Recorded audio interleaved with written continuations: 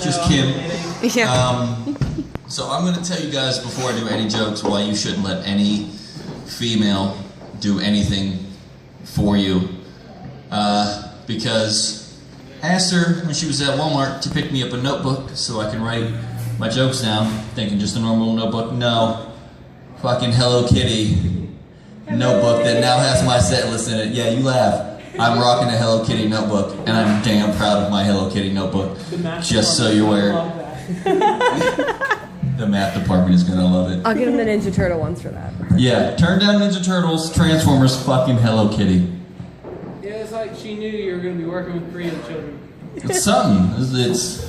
She thought something. Nothing good. That being said, there is a breakdown of social etiquette in this world, and I'm tired of it. When I hold a door open for you, say thank you. I don't know who the fuck you think you are. You're not. Because, you know what, if I hold the door open for a pretty lady, and she doesn't say anything, it irks me. But I let it go. Because I know, well, I wouldn't hold the door open for those women, but, Hey, they seem like nice ladies. They are nice ladies. But when they don't say thank you, I let it go. Because I know not every guy holds a door open for a pretty lady for the reasons that he should. They hold it open because they want to say something that they think is clever, but is in fact creepy. You smell good. But when an ugly chick does it, I want to hit her in the fucking head with the door.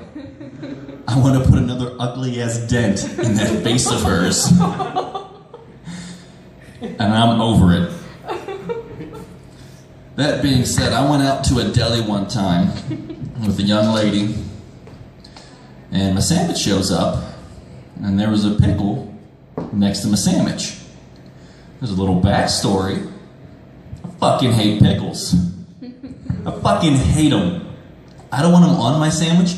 What makes you think I want them adjacent to my sandwich, fucking up my fries? I don't know who decided that pickles are being garnished, but I hope they get kicked in the dick, because that's a bullshit move. It's too aggressive. I saw that goddamn thing when it left the kitchen. It's a son of a bitch! I didn't internalize it. I didn't say it all out. I'm not an animal.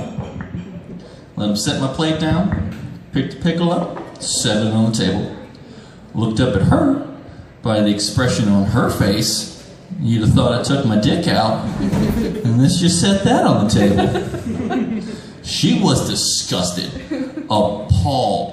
She was, I can't believe you just did that in public.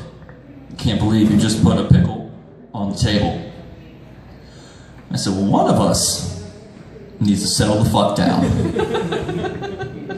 Because this is a deli, we're not at your mom's house. When the menu is above your face, you don't need manners. If you're at McDonald's, take a shit on the floor. Nobody cares. You're not the first person to have done that. That being said, a couple months ago, maybe a couple years ago, I don't know, I smoked too much weed. I was at Bethany, West Virginia, and it was 118 degrees outside. The young lady I was with, at 7 o'clock that evening, asked me if I thought she'd need a jacket.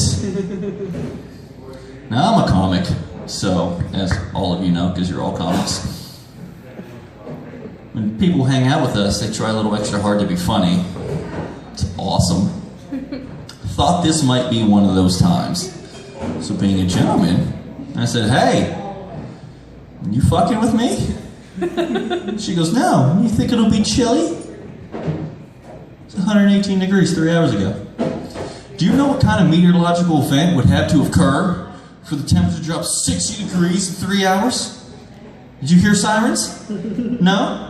Probably don't need a jacket. Because I tell you what, temperature drops 60 degrees in 3 hours, fuck a jacket, grab a lead vest. Because shit's gone nuclear, plans are canceled. Even if it dropped 30 degrees, it's still 88 fucking degrees outside. And that being said, I hate stupid questions. This whole thing that there's no such thing as a stupid question, bullshit, ends in high school. Because this is life. We're playing for points. And there are a shit ton of stupid questions. Like I was at a hotel recently. A middle-aged woman walks up to me. "Excuse me, sir. Is that the elevator?"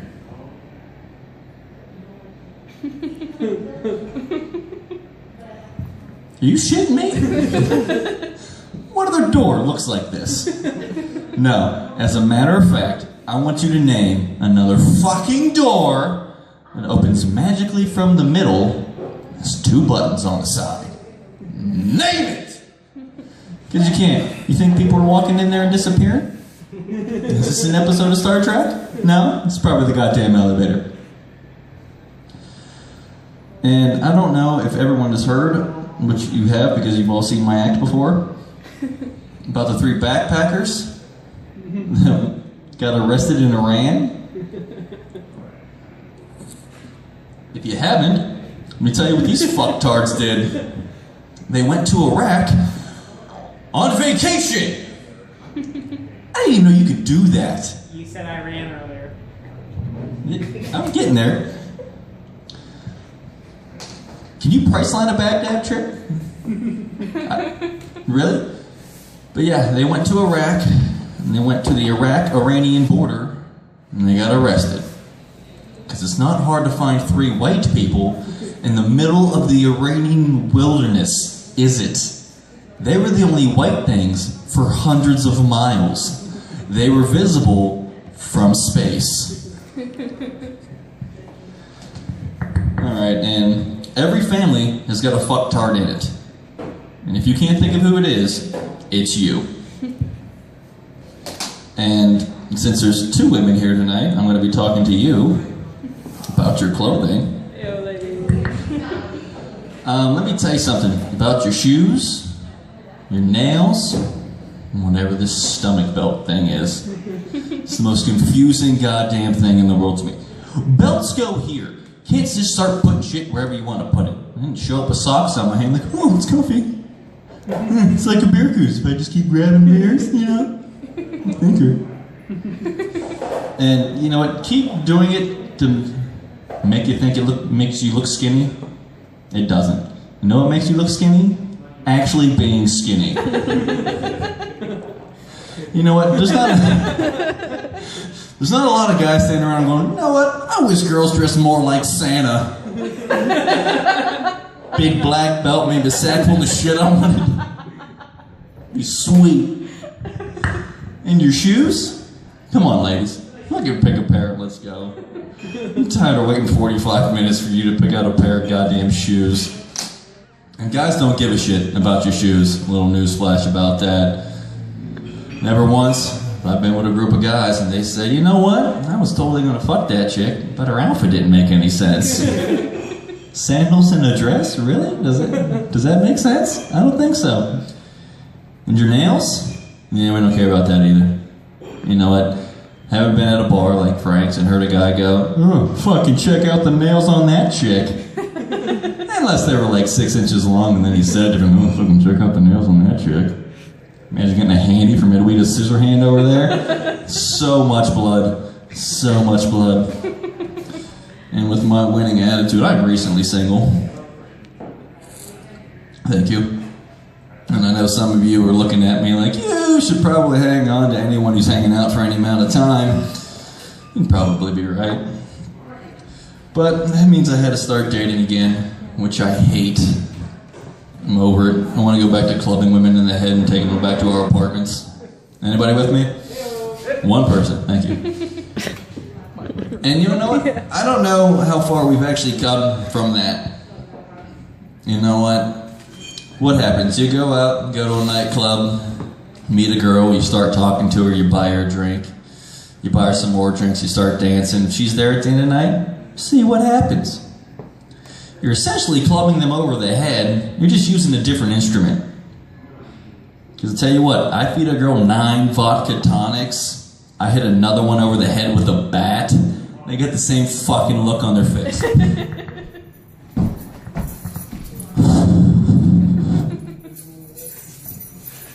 Have you seen my phone? It was in my boobs and it fell out. I can't find my phone. Tina has my shiz. Can't find my pocket. But I was actually out, and I actually had a chick literally talk the fuck out of me. It was a Tuesday, and there wasn't shit else on. Deadliest Catch was a rerun. I said, fuck it, I could use the practice. So I went out. She's one of those people that just didn't know when to shut the fuck up. It's not like I'd pick you up, say get in the car, shut the fuck up. No, she just started talking. It's one of those people just had to talk. Just talk, talkity, talk. How you doing, ma'am? Talk. Can't take it. Like, we showed up, wanted to fuck her. She started talking. Nah, I didn't want to fuck her anymore. But a while ago, I was dating a girl who told me she was a virgin. Now, telling me that you're a virgin is a lot like telling me you saw Bigfoot. One, I don't care. Two, I don't believe you.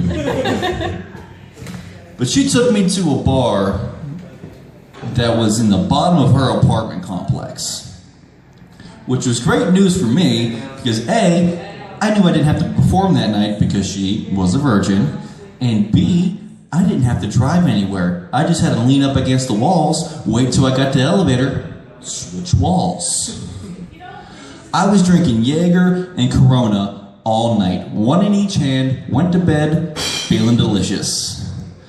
Woke up the next morning to find out that Mexico and Scotland had had a war inside my bowels.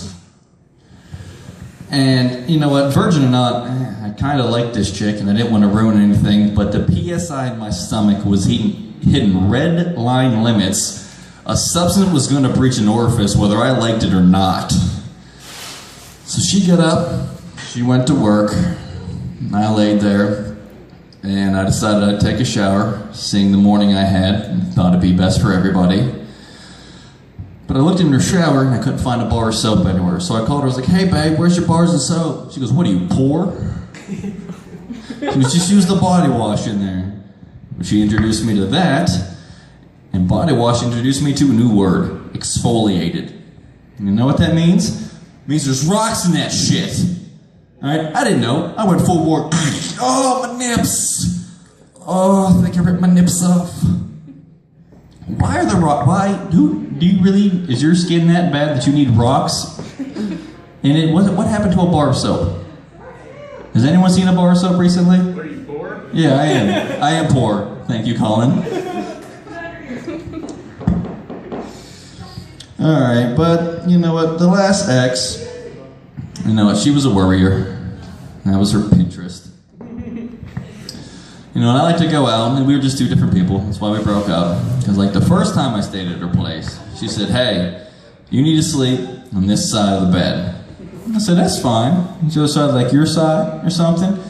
She goes, no, you need to sleep here, because it's closest to the door, in case someone breaks in, tries to rape me. Does this happen a lot? Because it's gotten to a point where you've had to start to prepare for it. I think you have grounds to break your lease. That also makes me think that you think I might sleep through a rape. What, you think he's going to come in and be like, oh, get all the way to the bedroom and go, oh, fuck it, she's on the other side?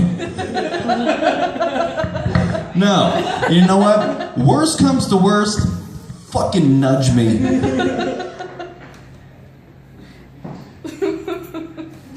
Wake up, rape, psst, sodomy, it's a rape nudge. So I tell you guys what, dude breaks in, starts raping me, I'm waking her ass up. Hey! Hey!